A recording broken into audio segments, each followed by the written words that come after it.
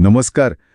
बिहारमध्ये निवडणुका अगदी जवळ आल्यात आणि ऐनवेळी निवडणूक आयोगाच्या एका नवीन प्रक्रियेवरून म्हणजे या विशेष सघन पुनरीक्षण SIR वरून मोठा गोंधळ सुरू झालाय.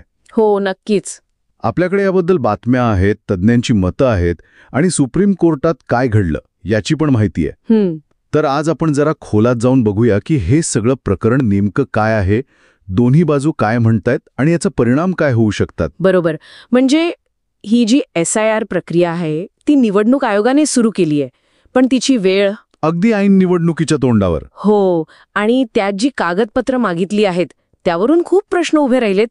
उद्देश तर चांगला आहे, म्हणजे मतदार यादी अपडेट करणं, पण इतक्या कडक अटी आत्ताच का? याच मुद्द्यावर बोलूया. आयोगाने काहीतरी 11 विशिष्ट कागदपत्रांची यादी दिली आहे, पण गंमत म्हणजे त्यात आधार कार्ड, आपलं वोटर ID आणि रेशन कार्ड, जे अगदी सहज उपलब्ध असतात. हो, तीच वगळली आहेत. साहजिकच मग विरोधी पक्ष आणि ADR, PU सारख्या संघटनांनी यावर आक्षेप घेतलाय. आणि हा आक्षेप फक्त वेळेपुरता नाहीये बरं का.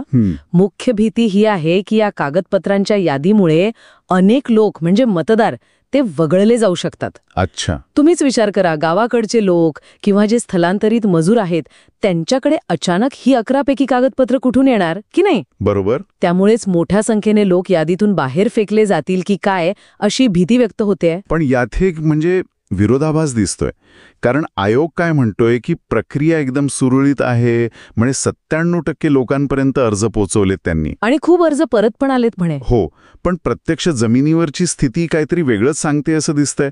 लोकांमध्ये गोंधळ आहे, कागदपत्र नाहीत लोकांकडे. हो ना, आणि परिस्थिती अजून म्हणजे काय म्हणतात त्याला गंभीर आहे. अनेक ठिकाणी तर जे बूथ लेवल ऑफिसर आहेत म्हणजे BLOs, जे स्थानिक पातळीवर काम करतात, हो, ते स्वतःच अर्ज भरत आहेत किंवा यादीत नसलेली वेगळीच कागदपत्र मागत आहेत, अशा बातम्या येत आहेत. अरे देवा. यामुळेच तर योगेंद्र यादवांनी आयोगाच्या आकडेवारीवर प्रश्नचिन्ह उभं केलंय. त्यांनी आवाहन दिलंय की कोणत्याही गावात जाऊन तपासणी करा आणि या प्रक्रियेत फर्जीवाडा म्हणजे बनावटपणा होतोय असा थेट आरोप केलाय त्यांनी. प्रकरण इतकं तापलं की मग सुप्रीम कोर्टात गेलं. 10-11 जुलैला सुनावणी झाली. तर कोर्टाने काय भूमिका घेतली? कोर्टाने सध्या तरी प्रक्रियेला स्थगिती नाही दिली, कारण याचिकाकर्त्यांनी तशी थेट मागणी केली नव्हती म्हणे. अच्छा.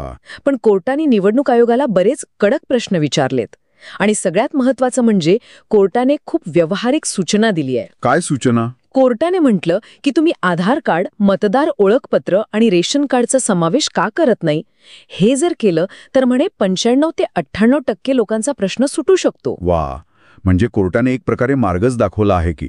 पण आयोगासाठी ही सूचना बंधनकारक असते का? कायद्यानुसार ती सूचना असली तरी सुप्रीम कोर्टाने दिली म्हटल्यावर तिचं वजन खूप आहे. न्यायमूर्ती दत्ता आणि न्यायमूर्ती भट्टी यांच्या खंडपीठाने आयोगाच्या एकूण कार्यपद्धतीवरच प्रश्न विचारलेत. विशेषतः न्यायमूर्ती भट्टींनी विचारलं की हे नागरिकत्व तपासणं आयोगाचं काम आहे का? मतदार नोंदणीसाठी हे सगळं खरंच गरजेचं आहे का?